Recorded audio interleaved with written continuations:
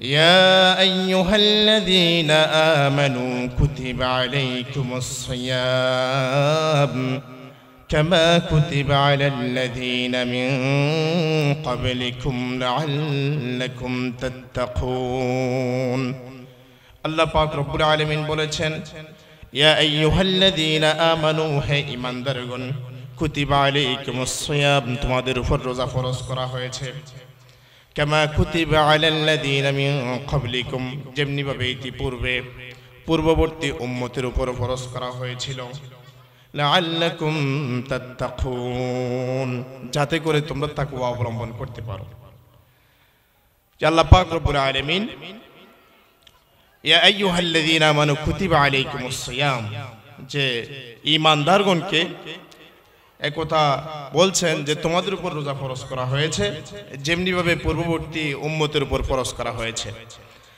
তাহলে বুঝতে হবে যে রমজানের যে রোজা কতই গুরুত্বপূর্ণ ইসলামের মোট 5টি স্তম্ভ এক নাম্বার হচ্ছে ঈমান দুই নাম্বার হচ্ছে সালাত তিন নাম্বার হচ্ছে যাকাত চার নাম্বার হচ্ছে সাওম পাঁচ নাম্বার হচ্ছে হজ ইসলামের এই 5টি স্তম্ভের মধ্যে অন্যতম একটি স্তম্ভ হলো সাওম তথা রোজা সে সমস্ত পাপ থেকে সে সমস্ত গুনাহ থেকে আমি নিজেকে পবিত্র করে ফেলবো এই তওবা ইস্তিগফার করতে হবে তওবা ইস্তিগফার এটা অনেক বড় একটা জিনিস আল্লাহ পাক রব্বুল আলামিন বান্দার নাম হচ্ছে গান্দা অর্থাৎ বান্দার অনেক গুনাহ হবে বান্দা চলতে ফিরতে হাঁটতে বসতে অনেক গুনাহ হবে সেই গুনাহ থেকে পাক পরিষ্কার করার মাধ্যম হলো তওবা ইস্তিগফার বেশি বেশি তওবা ইস্তিগফার করা তাহলে রমজান মাস আসার আগে পূর্ব প্রস্তুতি হিসেবে এক নাম্বার বিষয় হলো আমাদের তওবা ইস্তিগফার বেশি বেশি তওবা করা আল্লাহ পাক রব্বুল আলামিনের কাছে নত বিনত হয়ে পুরো বছরে যে সমস্ত গুনাহ হয়েছে যে সমস্ত পাপ হয়েছে সেগুলো থেকে নিজেকে পবিত্র করার জন্য আল্লাহ পাক রব্বুল আলামিনের কাছে নত বিনত হয়ে রোনা জারি করে কান্না করে আল্লাহ পাক রব্বুল আলামিনের কাছে তওবা করা হে আল্লাহ বিগত বছরে আমার যে সমস্ত গুনাহ হয়েছে যে সমস্ত অপরাধ করেছি চুরি ডাকাতি রাহাজানি খুন খারাপি দুর্নীতি যত প্রকারের আমার পাপ সাদের হয়েছে প্রকাশিত হয়েছে সেগুলো থেকে নিজেকে কি করা পবিত্র করা তওবা ইস্তিগফারের মাধ্যমে পারবো তো ইনশাআল্লাহ আমরা তওবা ইস্তিগফারের মাধ্যমে নিজেকে পরিষ্কার করতে পারবো তো ইনশাআল্লাহ অবশ্যই পবিত্র করতে হবে না হয় এই গুরুত্বপূর্ণ মাস মোবারক মাস এটি আমার বিতা যেতে পারে এই রমজান মাস আমার বিতা যেতে পারে এইজন্য এক নাম্বার হচ্ছে তওবা ইস্তিগফার করা আস্তাগফিরুল্লাহ রাব্বি মিন কুল্লি যামবি ওয়া আতুবু ইলাইহি লা হাওলা ওয়ালা কুওয়াতা ইল্লা বিল্লাহ বেশি বেশি পাঠ করা আল্লাহ পাক রব্বুল আলামিন অবশ্যই আপনার গুনাহ ক্ষমা করে দিবেন আল্লাহ পাক রব্বুল আলামিনের কাছে তওবা করা যে বিগত বছরে যে সমস্ত গুনাহ আমার থেকে হয়েছে হে আল্লাহ সেগুলো আমি আর কখনো করব না এগুলোর উপর আমি পরিপূর্ণ শর্মিন্দা হচ্ছি পরিপূর্ণরূপে আমি সেগুলো থেকে তওবা করে নিজেকে পাক পবিত্র হিসেবে রাখবো কখনো আর খারাপ কাজে নিজেকে নিমজ্জিত করব না এভাবে আল্লাহ পাক রব্বুল আলামিনের কাছে তওবা ইস্তিগফার করা এটা হলো রমজানের পূর্ব প্রস্তুতির মধ্যে এক নাম্বার দুই নাম্বার হচ্ছে ফজাইল রমাদান রমাদান মাসের ফজিলত সম্পর্কে আলোচনা করা যে এরকম দ্বীনি মজলিসগুলোর মধ্যে দ্বীনি মাহফিলগুলোর মধ্যে মোবারক মজলিসগুলোর মধ্যে রমজানের ফজিলত নিয়ে আলোচনা করা বেশি বেশি রমজানের ফজিলত নিয়ে আলোচনা করা রমজানের এত বেশি ফজিলত আসছে অসংখ্য আহাদিসে মোবারকা আছে আল্লাহ পাক রব্বুল আলামিন কোরআনের মধ্যে বলেছেন এভাবে নবী করিম সাল্লাল্লাহু আলাইহি ওয়াসাল্লামের অজস্র অগণিত আহাদিসে মোবারকার মধ্যে অসংখ্য হাদিস যে রমজানের ফজিলতের উপর আছে এজন্য বেশি বেশি রমজানের ফজিলতগুলো নিয়ে আলোচনা করা মানুষের মাঝখানে দ্বীনি মজলিসের মাঝখানে মোবারক মজলিসগুলোর মধ্যে রমজানের ফজিলত নিয়ে আলোচনা করা যে নবী করিম সাল্লাল্লাহু আলাইহি ওয়াসাল্লাম কি কি ফজিলত বর্ণনা করেছেন একজন রোজাদারের কি কি ফজিলত রয়েছে রোজার কি কি ফজিলত রয়েছে রমজান মাসের কি কি ফজিলতগুলো আছে সেগুলো সবার সামনে তুলে ধরা এটি যদি আমরা তুলে ধরতে পারি এই রমজানের ফজিলত যদি আমরা সবার সামনে তুলে ধরতে পারি তাহলে অবশ্যই এই রমজান মাস কখনো বৃথা যেতে পারে না এই মোবারক মাস কখনো বৃথা যেতে পারে না এই রমজান মাসকে পরিপূর্ণরূপে কাজে লাগানোর জন্য আমাদেরকে অবশ্যই যে নবী করিম সাল্লাল্লাহু আলাইহি ওয়াসাল্লামের ফজিলতপূর্ণ আহাদিসগুলো আলোচনা করতে হবে যে নবী করিম সাল্লাল্লাহু আলাইহি ওয়াসাল্লামের অনেকগুলো ফজিলত রমজান মাসের ব্যাপারে তিনি বলেছেন যে নবী করিম সাল্লাল্লাহু আলাইহি ওয়াসাল্লাম বলেছেন, কুল্লু আমাল ইবনে আদম ইউদাআফুল হাসানা বিআশরি আমসালিহা, যে বনি আদমের প্রত্যেকটা কাজ তার 10 গুণ বাড়িয়ে দেওয়া হবে। যে কাজগুলো করা হয়, ভালো কাজগুলো করা হয়, সেগুলো 10 গুণ বাড়িয়ে দেওয়া হবে। এরপরে বলা হচ্ছে ইলা 700 দিআফিন, যে 10 গুণ থেকে নিয়ে 700 গুণ পর্যন্ত আল্লাহ পাক রব্বুল আলামিন বাড়িয়ে দিবেন। ক্বাল আল্লাহু তাআলা ইল্লা সাওম, তবে রোজা ব্যতীত, ফাইন্নাহু লি ওয়া আনা আজজি বিহি, যে রোজা হচ্ছে আমার জন্য এবং আমি এর প্রতিদান দেব।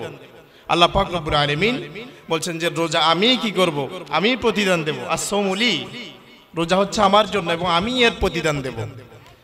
তাহলে এই রমজান মাস কত গুরুত্বপূর্ণ দেখুন। অন্যান্য ইবাদতের মধ্যে রিয়া থাকতে পারে, লৌকিকতা থাকতে পারে, যে আমি নামাজ পড়তেছি, তাহলে বাকিদেরকে দেখানোর জন্য আমি এই নামাজটা পড়তে পারি।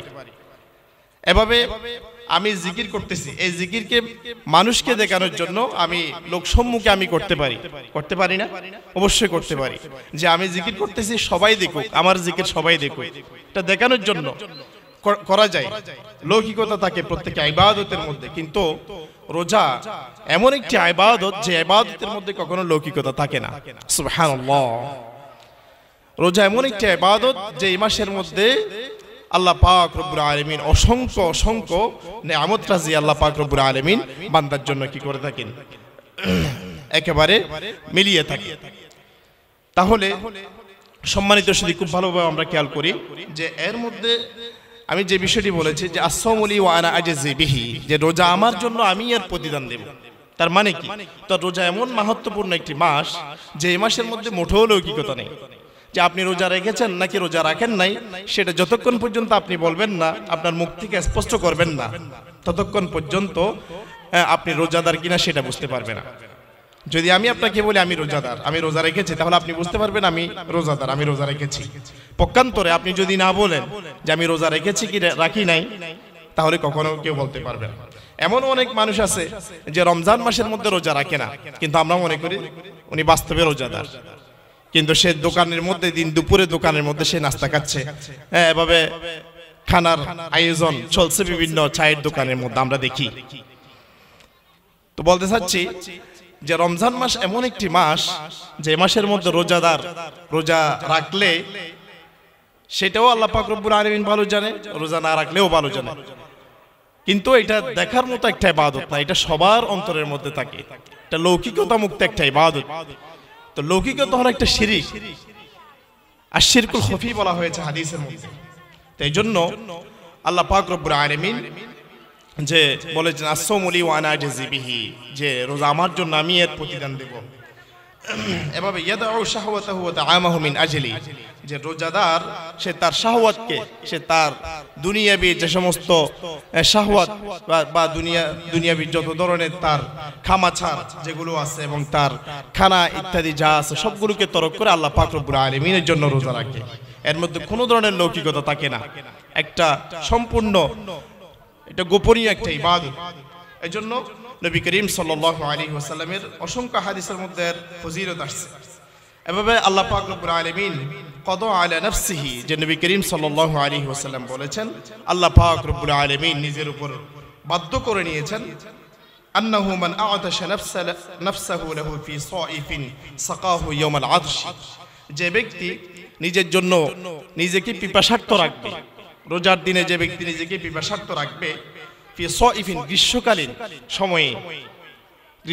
সময়ে যে ব্যক্তি নিজেকে পিপাসার্ত রাখবে, সাকাহু ইয়াওমাল আতশ, আল্লাহ পাক রব্বুল আলামিন তাকে ওই পিপাসার দিনে আল্লাহ পাক রব্বুল আলামিন তাকে সাইরাব করবেন, তাকে পরিপূর্ণ এই পিপাসা নিবারণ করবেন। সুবহানাল্লাহ। তাহলে খুবই গুরুত্বপূর্ণ একটা ফজিলতের কথা আসছে। এভাবে অসংখ্য ফজিলতের কথা হাদিসের মধ্যে আসছে। যে আন আবি উমামা রাদিয়াল্লাহু তাআলা আন, হযরত আবি উমামা রাদিয়াল্লাহু তাআলা আনহু থেকে বর্ণিত আছে, তিনি বলেছেন, আতাইতু রাসূলুল্লাহ সাল্লাল্লাহু আলাইহি ওয়াসাল্লাম, আমি নবী করিম সাল্লাল্লাহু আলাইহি ওয়াসাল্লামের দরবারে এসেছি। ফাকুলতু, অতঃপর আমি বলেছি, মুরনি বিআমালিন ইউদখিলুনি আল জান্নাহ, আমাকে এমন কতিপয় আমলের সন্ধান দিন যে আমলগুলো করলে আমি জান্নাতে প্রবেশ করতে পারবো। তখন নবী করিম সাল্লাল্লাহু আলাইহি ওয়াসাল্লাম বলেছেন, আলাইকা বিস-সাওম, তোমার উপর কর্তব্য হচ্ছে তুমি রোজা রাখো। তাহলে ওই সাহাবী নবী করিম সাল্লাল্লাহু আলাইহি ওয়াসাল্লামের দরবারে আসার পরে যে বলেছেন আমাকে এমন কতিপয় আমলের সন্ধান দিন যে আমলগুলো করলে আমি জান্নাতে প্রবেশ করতে পারি। তখন নবী করিম সাল্লাল্লাহু আলাইহি ওয়াসাল্লাম প্রত্যুত্তরে বলেছেন আলাইকা বিসসাওম, যে তোমার উপর কর্তব্য হচ্ছে রমজানের রোজা রাখা। ফাইন্নাহু লা আদলা লাহু, কেননা রমজানের রোজার কোনো সমতা রক্ষা করে এরকম কোনো জিনিস নেই, তার বরাবর কোনো জিনিস নাই। সুম্মা আতাইতুহু আস-সানিয়া, অতঃপর আমি দ্বিতীয়বার আবার নবী করিম সাল্লাল্লাহু আলাইহি ওয়াসাল্লামের দরবারে এসেছি। অতঃপর আমি বলেছি ফাকালা লি আলাইকা বিসসিয়াম, তখন নবী করিম সাল্লাল্লাহু আলাইহি ওয়াসাল্লাম আমাকে বলেছেন যে তোমার উপর কর্তব্য হচ্ছে রমজানের রোজা রাখা। তাহলে নবী করিম সাল্লাল্লাহু আলাইহি ওয়াসাল্লাম ওই সাহাবীকে রমজানের রোজা রাখা এটা কর্তব্য বলেছেন। এই সমস্ত আহাদিসগুলোর মধ্যে শুধু রমজানের ফজিলত, অনেকগুলো ফজিলত আসছে। এভাবে আরো একটা হাদিসের মধ্যে আসছে ইন্না ফিল জান্নাতি বাবান, নিশ্চয় জান্নাতের মধ্যে এমন একটা দরজা আছে ইউকালু লাহু আর-রায়্যান, যে দরজাকে বলা হয় আর-রায়্যান। দরজাটার নাম কি? আর-রায়্যান। ইউদখিলু মিনহু আস-সায়িমুন, যেই দরজা দিয়ে শুধুমাত্র রোজাদাররা ঢুকবে, রোজাদাররা প্রবেশ করতে পারবে, আর কেউ প্রবেশ করতে পারবে না। ইয়াউমাল কিয়ামা, কিয়ামতের দিন সেই দরজা দিয়ে একমাত্র রোজাদারগণ প্রবেশ করবে। লা ইয়াদখুলু মিনহু আহাদুন গায়রাহু, এই দরজা দিয়ে অন্য কেউ প্রবেশ করবে না। ইয়াকাল, বলা হবে আইনা সাইমুন, রোজাদাররা কোথায়? ফায়াকুমুন, তখন তারা দাঁড়িয়ে যাবে। লা ইয়াদখুলু মিনহু আহাদুন গায়রাহু, যে ওই দরজা দিয়ে অন্য কেউ প্রবেশ করতে পারবে না, শুধুমাত্র রোজাদাররাই প্রবেশ করতে পারবে। তাহলে সম্মানিত সুধী, এই সমস্ত হাদিসে মুবারকা থেকে আমরা সুস্পষ্টভাবে বুঝতে পারি যে নবী করিম সাল্লাল্লাহু আলাইহি ওয়াসাল্লাম এর আহাদিসে মুবারকাগুলোর মধ্যে কত ফজিলত আসছে। এভাবে অনেকগুলো ফজিলতের কথা আসছে। সেই ফজিলতগুলোর কথা যদি আমরা বর্ণনা করতে যাই অনেক সময়ের প্রয়োজন আছে, যেহেতু এরপরে আরো অনেক বক্তাগণ কথা বলবেন, গুরুত্বপূর্ণ কথাগুলো বলবেন, দ্বীনি কথাগুলো বলবেন, কোরআন হাদিসের আলোকে গুরুত্বপূর্ণ কথাগুলো বলবেন। এই জন্য আমি খুবই সংক্ষেপে আলোচনাগুলো করছি। এভাবে রমজানের পূর্ব প্রস্তুতির মধ্যে 3 নম্বর বিষয় হলো আল ওয়াদুল আমালিস সালিহ, যে ভালো কাজ করার জন্য ওয়াদা করা, প্রতিজ্ঞাবদ্ধ হওয়া। আমাদের সমাজের মধ্যে, আমাদের পরিবারের মধ্যে রমজানের ফজিলতগুলো নিয়ে আলোচনা করা। 3 নম্বর হচ্ছে আল ওয়াদুল আমালিস সালিহ, যে ভালো কাজের জন্য প্রতিজ্ঞাবদ্ধ হওয়া, যে আমি এই রমজান মাসের মধ্যে ভালো কাজ করব, অন্য কোনো কাজ করব না। আমি তো পুরো বছর যে খারাপ কাজ করেছি, গুনাহের কাজ করেছি, অনেক আমার দ্বারা গুনাহ সাদের হয়েছে, গুনাহ প্রকাশিত হয়েছে, এই কাজগুলো আমি আর করব না, রমজানের মধ্যে শুধু ভালো কাজ করব, এটার প্রতিজ্ঞাবদ্ধ হওয়া, আল ওয়াদুল আমালিস সালিহ। 4 নম্বর হচ্ছে রমজানের পূর্ব প্রস্তুতি হিসেবে কদা ও সিয়াম রমাদান, যে রমজানের বাকি বিগত বছরের যে রমজান মাসের যে রোজাগুলো কাজা হয়েছে, এই রোজাগুলোর কাজা দেওয়া, এটাও রমজানের পূর্ব প্রস্তুতি। এখন রমজান মাসের রোজা কাজা হওয়ার বিভিন্ন কারণ থাকতে পারে, যে একজন মানুষ অসুস্থ হয়ে গেছে, এমন অসুস্থ হয়ে গেছে যে রোজা রাখার মতো তার শক্তি নাই, অতিরিক্ত সে কি হয়ে গেছে, অসুস্থ হয়ে গেছে। এমন অবস্থার মধ্যে তাকে রোজা পরিত্যাগ করা জরুরি হয়ে গেছে তার, তাহলে সে পরবর্তীতে রোজাটা কাজা করে দিবে। কিন্তু রোজা কিন্তু মাপ নাই, যেহেতু পুরো বছর 1 মাস রোজা থাকতে হয়, এই রমজানের মাস কোনো ক্রমেই মাপ নাই। সেজন্য রমজানের রোজা, বিগত বছরগুলোতে যে রোজাগুলো আমার কাজা হয়েছে সেগুলোকে খুঁজে খুঁজে আমার কি করা, কাজা দেওয়া, এটা রমজানের পূর্ব প্রস্তুতি। রমজানের পূর্ব প্রস্তুতির মধ্যে এভাবে কোন ব্যক্তি মুসাফির, সফর অবস্থার মধ্যে তিনি ছিলেন, যার কারণে তিনি রোজা রাখতে পারেন নাই, কেননা সফর একটা কষ্টের কারণ। আস-সাফারু কিতাআতুম মিনাল আযাব বলা হয়েছে, যে সফরের মধ্যে কেউ ছিল বা সফরের মধ্যে কেউ গেছে, ওই সফরের কারণে সে রোজা রাখতে পারে নাই, তাহলে পরবর্তীতে কাজা দিতে হবে। এভাবে মা বোনদের অনেক রোজা কাজা হয়, যেগুলো তাদের স্বভাবজাতভাবে যে নির্ধারিত, যে প্রতি মাসের মধ্যে নির্দিষ্ট কতগুলো রোজা কাজা হয়, সেগুলো তাদেরকে এই বছর রোজা আসার আগেই এই রোজাগুলো কাজা দিতে হবে। রমজান মাস আসার আগেই তাকে রোজাগুলো কাজা দিতে হবে। তাহলে এই রমজান মাসের পূর্ব প্রস্তুতি হিসেবে কদা ও সিয়াম রমাদান, রমজান মাসের রোজাগুলো কাজা করা, এটি হচ্ছে 4 নাম্বার। 5 নাম্বার হচ্ছে রমজান মাসের পূর্ব প্রস্তুতি হিসেবে 5 নাম্বার বিষয় হলো যে আদমুশ শিরক ওয়াল হাসাদ, যে কোনো ধরনের শিরিক গুনাহ করা যাবে না, কোনো ধরনের হাসাদ, হিংসা বিদ্বেষ থাকতে পারবে না। এমনকি সবে বরাতের রাতের ব্যাপারেও আছে যে নবী করিম সাল্লাল্লাহু আলাইহি ওয়াসাল্লাম হাদিসের মধ্যে বলেছেন যে সকল প্রকার মানুষকে ক্ষমা করে দেওয়া হবে। আমভাবে আল্লাহ পাক রব্বুল আলামিন সকল বান্দাকে আল্লাহ পাক রব্বুল আলামিন ক্ষমা করে দিবেন, তবে দুই প্রকার ব্যক্তিকে আল্লাহ পাক রব্বুল আলামিন ক্ষমা করবেন না। এই দুই প্রকার ব্যক্তি কারা? এক নাম্বার হচ্ছে আল মুশাহিন, আরেকজন হচ্ছে যিনি শিরিককারী। তাহলে মুশরিক এবং মুশাহিন দুই প্রকার ব্যক্তিকে আল্লাহ পাক রব্বুল আলামিন ক্ষমা করবেন না। যিনি আল্লাহ পাক রব্বুল আলামিনের সাথে শিরিক করে, কেননা আল্লাহ পাক রব্বুল আলামিন নিজেই কোরআনের মধ্যে বলেছেন ইন্নাশ শিরকা লাযুলমুন আযীম, শিরিক হচ্ছে বড় জুলুম, সবচেয়ে বড় জুলুম। কেননা আল্লাহ পাক রব্বুল আলামিন সকল নিয়ামত রাজি আল্লাহ পাক রব্বুল আলামিন আমাকে দান করেছেন, আমাকে হাত পা সবকিছু দিয়েছেন, আমাকে দেখার জন্য চোখ দিয়েছেন, হাঁটার জন্য পা দিয়েছেন, ধরার জন্য হাত দিয়েছেন, সবকিছু আল্লাহ পাক রব্বুল আলামিন আমাকে দিয়েছেন। যেই আল্লাহ পাক রব্বুল আলামিন অসংখ্য নিয়ামত রাজি আমাকে দান করেছেন, সে আল্লাহ পাক রব্বুল আলামিনের ইবাদত না করে, সে আল্লাহ পাক রব্বুল আলামিনের দাসত্ব না করে আমি যদি গায়রুল্লাহর কি করি, দাসত্ব করি, সে আল্লাহকে বাদ দিয়ে যদি আমি গায়রুল্লাহর কে শরীক করি আমার ইবাদতের মধ্যে, গায়রুল্লাহর কাছে যদি আমি চাই, আল্লাহ পাক রব্বুল আলামিন কখনো তা মাফ করবেন না। এমনকি আল্লাহ পাক রব্বুল আলামিন আরেকটা আয়াতের মধ্যে বলেছেন ইন্নাল্লাহা লা ইয়াগফিরু আন ইউশরাকা বিহি ওয়া ইয়াগফিরু মা দুনা যালিকা লিমান ইয়াশা, যে আল্লাহ পাক রব্বুল আলামিন তওবা করা ছাড়া কি করবে না, শিরকের গুনাহ ক্ষমা করবেন না।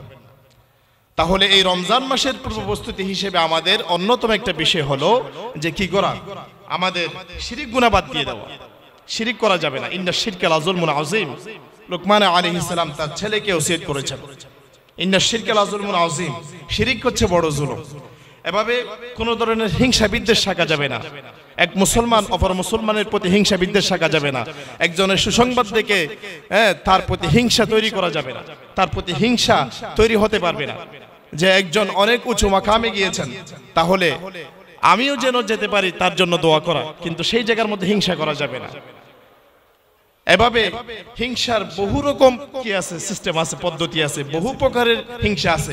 এই হিংসাগুলো থেকে বেঁচে থাকা, এটা রমজানের পূর্ব প্রস্তুতি। তাহলে রমজানের পূর্ব প্রস্তুতি হিসেবে আমাদের অন্যতম একটা বিষয় হলো যে শিরিক না করা এবং কোন ধরনের কি না করা, হিংসা বিদ্বেষ না করা, এটা রমজানের পূর্ব প্রস্তুতি। সম্মানিত শরীর, আরো একটা বিষয় হলো 6 নাম্বার রমজানের পূর্ব প্রস্তুতি হিসেবে ইহতিসাবুস সিয়াম, যে বিগত বছরের যে রোজা মধ্যে আমার কি কি হয়েছে, আমার যে সমস্ত বিষয়গুলো হয়েছে, অর্থাৎ খারাপ দিকগুলো আমার থেকে প্রকাশিত হয়েছে, সেগুলোর হিসাব করা, সেগুলো হিসাব করে এবছর যেন আমি না করি, সেই জন্য আমাকে প্রস্তুত থাকতে হবে। যে আমি মেসেঞ্জারের পিছনে কতটুকু সময় দিয়েছি, ফেসবুকের পিছনে আমি কতটুকু সময় দিয়েছি, হোয়াটসঅ্যাপের পিছনে আমি কতটুকু সময় দিয়েছি, অনলাইনে সোশ্যাল মিডিয়ার মধ্যে সোশ্যাল মাধ্যমে আমি কতটুকু সময় আমি ব্যয় করেছি, সেগুলো নিজেকে কি করা, হিসাব করা, হিসাব করে সেগুলো থেকে বেঁচে থাকা। আমি গত বছর রমজান চলে গেছে, এই রমজান মাসের মধ্যে বহু খারাপ কাজ করেছি। নামাজ পড়ি নাই, তারাবির নামাজ পড়ি নাই, রমজানের রোজা রাখি নাই, এভাবে মোবাইলের পিছনে সময় দিয়েছি, হোয়াটসঅ্যাপের পিছনে সময় দিয়েছি, যত সামাজিক যোগাযোগ মাধ্যম আছে সেগুলোর পিছনে সময় দিয়েছি। আমি রমজানের যে ইবাদত সেগুলো আমি করতে পারি নাই। তাহলে এই মোবারক মাস, বরকতপূর্ণ মাসের ফজিলত আমি তো অর্জন করতে পারি নাই। এত বড় বরকতপূর্ণ মাস পেয়ে আমি তো নিজেকে কি করতে পারিনি, পবিত্র করতে পারিনি। এমনকি নবী করিম সাল্লাল্লাহু আলাইহি ওয়াসাল্লাম হাদিসের মধ্যে বলেছেন যে রমজান মাস পেয়েও নিজের গুনাহ, নিজের পাপকে ক্ষমা করতে পারেনি, তার চেয়ে দুর্ভাগা মানুষ আর কেউ আর হতে পারে না। তিনি সবচেয়ে বেশি দুর্ভাগা মানুষ, তিনিই হতভাগা মানুষ। এজন্য রমজান মাস আসার পূর্ব প্রস্তুতি হিসেবে আমাদেরকে কি করতে হবে, ইহতিসাব, বেশি বেশি আমাদেরকে হিসাব করতে হবে যে আমি কতগুলো খারাপ কাজ করেছি বিগত রমজানে, বিগত রমজানের রোজা রাখতে গিয়ে এই রমজান মাসের মধ্যে কতটা আমি ইবাদত করেছি, সেগুলো আমার কি করা, হিসাব করা। কতটুকু আমি খারাপ কাজের মধ্যে আমি ব্যয় করেছি, কতটুকু আমি আল্লাহর ইবাদত না করে আমি অনলাইন সোশ্যাল মিডিয়ার মধ্যে আমি খরচ করেছি। এ ব্যাপারে সচেতন হওয়া, এগুলো হিসাব করা। এগুলো যখন আমি হিসাব করব, তাহলে আমি এবছর ওই বিগত বছরের যে সমস্ত খারাপ কাজগুলো আমার থেকে প্রকাশিত হয়েছে, যেগুলো আমার থেকে প্রকাশিত হয়েছে, যেগুলো শরীয়তের সাথে সাংঘর্ষিক, শরীয়ত সাপোর্ট করে না, সেগুলো থেকে আমি ফিরে এসে এবছর ভালো কাজগুলো করব। এই হিসাবটা যদি আমার থাকে, তাহলে আমি ভালো কাজ করতে কি করতে পারবো, অর্থাৎ প্রস্তুত থাকতে পারবো। 7 নাম্বার হচ্ছে রমজান মাস আসার আগে আমাদের পূর্ব প্রস্তুতি হিসেবে মাসাইলগুলো নিয়ে আলোচনা করা। রমজান মাস আসার আগে আমাদেরকে মাসাইলগুলো নিয়ে আলোচনা করা।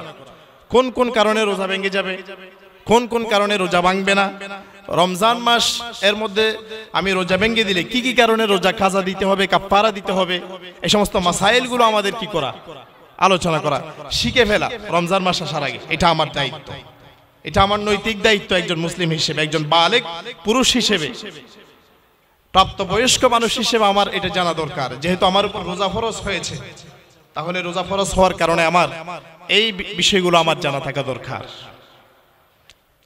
জানবো কিনা ইনশাল্লাহ আমরা রমজানের মাসআলাগুলো আমরা জেনে ফেলবো কিনা ইনশাল্লাহ, আমরা জানবো কিনা, এগুলো আমাদেরকে অর্জন করতে হবে। যে কোন কোন কারণে রোজা ভেঙে যাবে, কোন কোন কারণে রোজা ভেঙে গেলে কাজা দিতে হবে, কাফারা দিতে হবে, কোন কোন কারণে রোজা ভাঙে না, এই সমস্ত বিষয়গুলো আমাদেরকে জানা দরকার। এই রমজান মাস আসার আগে পূর্ব প্রস্তুতি হিসেবে মাসাইলগুলো নিয়ে আলোচনা করা, ব্যাপকভাবে যে এভাবে গ্রুপ স্টাডি করে যে ঐক্যবদ্ধ হয়ে এগুলো নিয়ে আলোচনা করা, সমাজের মধ্যে, পরিবারের মধ্যে, দ্বীনি মাহফিলগুলোর মধ্যে, দ্বীনি মজলিসগুলোর মধ্যে এগুলো নিয়ে আলোচনা করা। এভাবে 8 নাম্বার হচ্ছে এই যে রমজান মাস আসার আগে আমি রমজান মাসের মধ্যে কি কি আমল করব, এগুলো নিয়ে ওয়ার্ম আপ করা, এগুলো নিয়ে রিহার্সেল করা, বেশি বেশি এই কাজগুলো নিয়ে রিহার্সেল করা। অর্থাৎ রমজান মাস আসার আগে আমি রমজান মাসের মধ্যে কি কি কাজ করব সেগুলো নিয়ে কি করা, প্রস্তুতি হিসেবে নিজেকে প্রস্তুত করা। যেমন আমি রমজান মাসের মধ্যে কোরআন তিলাওয়াত করব বেশি বেশি, এটা রমজান মাসের জন্য আমার একটা বড় ইবাদত। কেননা রমজান হচ্ছে একটা কোরআনের মাস। রমজান মাস কিসের মাস? রমাদান, এটা কোরআনের মাস। শাহরু রমাদান আল্লাযী উনজিলা ফীহিল কোরআন, যে রমজান মাস এমন একটি মাস যে মাসের মধ্যে কোরআন অবতীর্ণ করা হয়েছে। তাহলে এই রমজান মাস যেহেতু কোরআনের মাস, এই জন্য আমাদেরকে বেশি বেশি কোরআন তিলাওয়াত করতে হবে। আর এই কোরআন তিলাওয়াতের জন্য আমাকে ভালোভাবে কোরআন তিলাওয়াতের জন্য পূর্ব প্রস্তুতি হিসেবে আগ থেকেই আমার কোরআনের কি করা, চর্চা করা, কোরআন তিলাওয়াতের চর্চা করা। এভাবে রমজানের মধ্যে আমি বেশি বেশি নফল ইবাদত করব। এই নফল ইবাদতের কি করা, চর্চা করা, নফল ইবাদত আগ থেকেই রমজানের পূর্ব প্রস্তুতি হিসেবে এগুলো আমাকে করা। 7 নাম্বার গেল। এভাবে 8 নাম্বার হচ্ছে যে রাত দিন একটা রমজান মাসের মধ্যে আমি কি কি আমল করব, কি কি ভালো কাজ করব, এর জন্য একটা যে রুটিন তৈরি করা। আমি দিনের মধ্যে কি কি কাজ করব, রাতের মধ্যে কি কি কাজ করব, কি কি কাজের মাধ্যমে আমি রমজান মাসকে অতিক্রম করব, রমজান মাসকে আমি কাটাতে পারি, কোন কোন আমলের মাধ্যমে আমি রমজান মাসকে কাটাতে পারি, এই বিষয়গুলো নিয়ে কি করা, একটা রুটিন তৈরি করা। যে আমি রমজান মাসে রোজা রেখে যে আমি রোজা রাখার পরে ফজরের নামাজ পড়ব, ঠিক আছে, এই যে সাহারিকে আমি কোরআন তিলাওয়াত করব, কিছুক্ষণ নামাজ পড়ে সূরা ইয়াসিন পড়ব, তারপর হচ্ছে যেভাবে কিছুক্ষণ ঘুমাবো, ঘুম থেকে ওঠার পরে আমার যে সমস্ত কাজগুলো আছে সেগুলোকে একটা সিরিয়ালি মেনটেন করা, একটা রুটিন তৈরি করা। এর জন্য আমি আপনাদেরকে একটা সাজেস্ট করব, খুব সুন্দর একটা নিয়ম হলো যে আসুন্নাহ ফাউন্ডেশন থেকে একটি কি বের হয়েছে, অর্থাৎ রাত দিনের একটি রুটিন তারা বের করেছেন, খুবই সুন্দর, চমৎকার। রমজান মাসের জন্য দিন রাত কি কি আমলের মাধ্যমে আমি কাটাতে পারি, আপনার জন্য খুবই জুৎসই হবে, খুবই সুন্দর হবে। আসুন্নাহ ফাউন্ডেশন থেকে বের করা হয়েছে, এটা আপনারা গ্রহণ করতে পারেন, আপনারা কালেক্ট করতে পারেন। খুবই সংক্ষিপ্ত আকারে ছোট্ট একটি পুস্তিকার মাধ্যমে তারা বের করেছেন, এটি সবাই সংগ্রহ করতে পারেন। কারণ এই রমজান মাস যদি আমি এই কাজগুলোর মাধ্যমে কাটাতে না পারি, রুটিন তৈরি করার মাধ্যমে কাটাতে না পারি, তাহলে তো আমার এই বরকতপূর্ণ মাসের যে একটা ফজিলত সেটা আমি অর্জন করতে পারবো না। যার কারণে আমি হতভাগা হিসেবে আমি কি আল্লাহ পাক রব্বুল আলামিনের কাছে দরনা দিতে হবে। এই জন্য সম্মানিত সুধী, যে রমজান মাস আসার আগে পূর্ব প্রস্তুতি হিসেবে আমাদেরকে রুটিন তৈরি করা, দৈনন্দিন রাত দিনের যে একটা রুটিন, কি কি কাজের মাধ্যমে আমি কাটাতে পারি সেই ব্যাপারে একটা রুটিন তৈরি করা। এভাবে 10 নাম্বার হচ্ছে যে রমজান মাস আসার আগে রমজান মাস এসেছে কিনা তার জন্য নতুন ছাদ দেখা। এটা আমাদের সমাজ থেকে বিলুপ্ত হয়ে যাচ্ছে প্রায়। অথচ ইসলামী সোনালী যুগের দিকে যদি আমরা তাকাই, যে সবাই নতুন ছাদ দেখার জন্য আগ্রহ থাকে। আমরা যখন ছোটবেলায় ছিলাম তখনও আমরা দেখেছি যে ছোট ছোট বাচ্চা সবাই, মুরব্বী জওয়ান সবাই মিলে একসাথে পশ্চিম আকাশের দিকে তাকিয়ে থাকতো, কবে যে রমজানের চাঁদ উঠবে, সবাই তাকিয়ে থাকতো। রমজানের নতুন চাঁদ দেখার জন্য সবাই আগ্রহী হয়ে উঠতো, সবাই উৎফুল্ল মেজাজে সবাই দেখতো। কিন্তু দুঃখের বিষয় বর্তমান সময়ে সমাজ থেকে সেগুলো বিলুপ্ত হতে যাচ্ছে। এগুলো আমাদেরকে জাগ্রত করা, এগুলো আমাদের দৈনন্দিন জীবনের সমস্ত বিষয়গুলোকে চর্চা করা, আর না হয় সুন্নত বিলুপ্তির পথে আমাদেরকে জবাবদিহি করতে হবে। এই জন্য প্রিয় সুধী, রমজান মাস আসার আগে অর্থাৎ রমজান মাসের চাঁদ দেখা, এটাও রমজান মাসের একটা পূর্ব প্রস্তুতি। তাহলে রমজান মাসের পূর্ব প্রস্তুতি হিসেবে আমার নতুন চাঁদ দেখা, যে নতুন চাঁদ দেখার সময় একটা দোয়া আছে, দোয়াও আমাদেরকে পড়া। তাহলে আমরা সবাই, যে নওজওয়ান ভাই বেরাদার যারা আছেন, এভাবে মুরব্বী থেকে শুরু করে ছোট শিশু যারা আছে, সবাই আমরা রমজানের নতুন চাঁদ দেখব। এটা সুন্নাহ নবী করিম সাল্লাল্লাহু আলাইহি ওয়াসাল্লামের, এটা রমজান মাসের পূর্ব প্রস্তুতি। এভাবে আরেকটা হচ্ছে 11 নম্বর হচ্ছে আদ-দুআউ লিন-নাজাত, যে রমজান মাসের মধ্যে নাজাতের জন্য, যে আমি আমলের মাধ্যমে যেন নাজাত পেতে পারি, এই জন্য বেশি বেশি দোয়া করা। রমজান মাসে ইবাদত ইত্যাদি করার মাধ্যমে যেন আমি নাজাত পেতে পারি, এই জন্য বেশি বেশি দোয়া করা। আর দোয়াও সিলাহুল মুমিন, দোয়া হলো মুমিনের হাতিয়ার। যারা আল্লাহর কাছে চাইবে না, মান লাম ইয়াসআলিল্লাহ ফালইয়াগদাব আলাইহি, যারা আল্লাহ পাক রব্বুল আলামিনের কাছে চায় না, যারা আল্লাহ পাক রব্বুল আলামিনের কাছে সওয়াল করে না, আল্লাহ পাক রব্বুল আলামিন তাদের উপর রাগান্বিত হন। কিন্তু আমাদের এমন একটা ট্রেন্ড হয়ে গেছে, আমাদের সবার এমন একটা মেজাজ তৈরি হয়ে গেছে, আমরা বান্দার কাছে চাইতে পারি কিন্তু আল্লাহ পাক রব্বুল আলামিনের কাছে চাই না। পাক রব্বুল আলামিনের কাছে চাওয়ার চেয়ে আমরা বান্দার কাছে বেশি চাই। অথচ নিয়ম ছিল আল্লাহ পাক রব্বুল আলামিনের কাছে চাওয়া, কেননা আল্লাহ পাক রব্বুল আলামিন আমাকে সবকিছু দিবেন। আল্লাহ পাক রব্বুল আলামিনের দরবারে কোনো কিছুর কি নাই, ঘাটতি নাই। আল্লাহ পাক রব্বুল আলামিন সবকিছু দিতে পারেন। এজন্য আল্লাহ পাক রব্বুল আলামিনের কাছে নাজাতের জন্য, পরকালীন জীবনের জন্য আমি নাজাত পেতে পারি, এই জন্য বেশি বেশি আল্লাহ পাক রব্বুল আলামিনের কাছে কি করা, নাজাতের জন্য দোয়া করা। এগুলো রমজানের পূর্ব প্রস্তুতি, বেশি বেশি দোয়া করা। আর দোয়া ও মুখুল ইবাদা, যে দোয়া হচ্ছে ইবাদতের মগজ বলা হয়েছে দোয়াকে, জন্য বেশি বেশি দোয়া করা। আমি কোনো বিপদে পড়েছি, তাহলে আল্লাহ পাক রব্বুল আলামিনের কাছে চাইবো, আল্লাহ পাক রব্বুল আলামিন সাথে সাথে আমাকে এই বিপদ থেকে মুক্তি দান করবেন। আমি কোনো মুসিবতের মধ্যে পড়ে গেছি, কার কাছে চাইবো? আল্লাহ পাক রব্বুল আলামিনের কাছে চাইবো। আল্লাহ পাক রব্বুল আলামিনই সবচেয়ে বড় দাতা, পৃথিবীতে আর কেউ দাতা নয়। আল্লাহ পাক রব্বুল আলামিন সবকিছু দিতে পারেন। আল্লাহ পাক রব্বুল আলামিনের কাছে চাইবো, যা চাওয়ার সবকিছুই আল্লাহ পাক রব্বুল আলামিনের কাছে চাইবো। কেন? এই যে বলা হয়েছে মান লাম ইয়াসআলিল্লাহ ফালইয়াগদাব আলাইহি, যারা আল্লাহ পাক রব্বুল আলামিনের কাছে চায় না, আল্লাহ পাক রব্বুল আলামিন তাদের উপর রাগান্বিত হন। এইজন্য আল্লাহ পাক রব্বুল আলামিনের কাছে চাইলে আল্লাহ পাক রব্বুল আলামিন খুশি হন, বান্দার উপর খুশি হন আল্লাহ পাক রব্বুল আলামিন। এইজন্য আল্লাহ পাক রব্বুল আলামিনের কাছে চাইবো। তো আমি যে সমস্ত বিষয়গুলো বলেছি আরো একটু যদি আমি সামারি করে বলি, 1 নাম্বার হচ্ছে রমজান মাসের পূর্ব প্রস্তুতি হিসেবে বেশি বেশি তাওবা ইস্তেগফার করা। তাওবা ইস্তেগফারের মাধ্যমে আমার পুরো বছরের যে সমস্ত গুনাহ হয়েছে, পাপ হয়েছে, সেগুলো থেকে আল্লাহ পাক রব্বুল আলামিন আমাকে পরিপূর্ণরূপে মুক্তি দিবেন। এবং যেভাবে তাওবা করা দরকার সেভাবে তাওবা করতে হবে। আমি যদি হাসি তামাশা করে ঠাট্টা করে যদি আমি আল্লাহ পাক রব্বুল আলামিনের কাছে চাই, আল্লাহ পাক রব্বুল আলামিন আমার তাওবা কবুল করবেন না। রোনাজারি করে, কান্নাকাটি করে, শর্মিন্দগি হয়ে আল্লাহ পাক রব্বুল আলামিনের কাছে চাওয়া, এই তাওবা ইস্তেগফার 1 নাম্বার। 2 নাম্বার রমজানের ফজিলতগুলি নিয়ে আলোচনা করা। রমজানের অসংখ্য ফজিলত আছে, শুধু রমজানের ফজিলত নিয়ে যদি আলোচনা করা হয় ঘন্টা 2 ঘন্টা আলোচনা করা যাবে, কোনো সমস্যা না। এতগুলো হাদিসের মধ্যে রমজানের ফজিলত আসছে, অসংখ্য ফজিলতের কথা আসছে, যে রোজাদারের ফজিলতের কথা আসছে, অসংখ্য অসংখ্য ফজিলতের কথা আসছে। এই ফজিলতের চর্চা করা, আমরা যদি সমাজের মধ্যে, পরিবারের মধ্যে এই রোজার ফজিলতগুলো নিয়ে আলোচনা করতে পারি, তাহলে ওই রমজানের রোজা রাখার প্রতি সবার আগ্রহ তৈরি হবে। অন্যথায় এই রমজানের রোজার প্রতি একটা আগ্রহ তৈরি হবে না। এখন তো বর্তমান সময়ে হেলাই দুলাই, অনেকে একটু সামান্য কাজ করলে এই কাজের দোহাই দিয়ে রোজা রাখে না। অথচ রমজানের রোজা কখন রাখা যাবে না তারও মাপকাঠি আছে, তারও মানদণ্ড তৈরি করা আছে। যে একদম প্রাণ নাশের সম্ভাবনা হলে, প্রাণ চলে যাওয়ার সম্ভাবনা হলে, অভিজ্ঞ ডাক্তারের পরামর্শ মোতাবেক সে যদি ওষুধ না খায়, তাহলে তার জীবনের কি আছে, হুমকি আছে, জীবন চলে যাওয়ার সম্ভাবনা আছে। এমন অবস্থায় রোজা তরক করা যায়, যে কোনো মুহূর্তে রোজা তরক করার কোনো সুযোগ নাই। কিন্তু আমাদের দেশে একজন কৃষক, সে ধান কাটলেও কি করে, রোজা ভেঙে ফেলে। অথচ সেটা সে পরিমাণ কি নয়, ওজন নয়, যে কারণে রোজা ভেঙে দিতে হবে। সেজন্য কেউ রিক্সা চালালে রোজা ভেঙে ফেলছে, যে আমি আজকে রিক্সা চালাচ্ছি, আমি রোজা রাখবো না, অথচ এটা করা যাবে না, এটা ওজন নয়। প্রাণনাশের সম্ভাবনা তৈরি হলে অভিজ্ঞ ডাক্তারের পরামর্শ মোতাবেক ওষুধ না খেলে যদি তার সমস্যা হতে পারে, এমন অবস্থায় রোজা তরক করা যেতে পারে।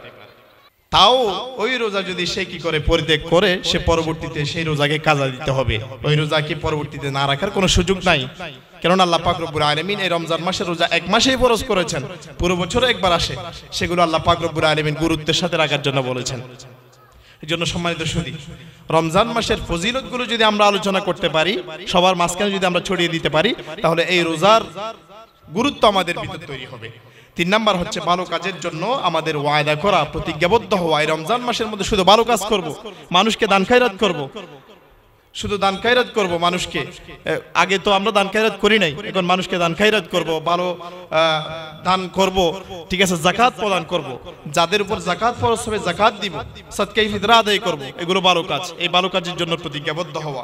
4 নাম্বার বলেছি বিগত রমজানের যে রোজাগুলো কাজা হয়েছে সেই রোজাগুলো কাজা দেওয়া। আর 5 নাম্বার হচ্ছে শিরিক এবং কোন ধরনের হাসাদের মধ্যে লিপ্ত না হওয়া। তারপরে 6 নাম্বার হচ্ছে যে বিগত রমজান মাসের মধ্যে আমি কি কি খারাপ কাজ করেছি সেগুলোকে হিসাবের মধ্যে নিয়ে আসা, যেন এই রমজান মাসের মধ্যে সেগুলো আর প্রকাশিত না হয় আমার পক্ষ থেকে।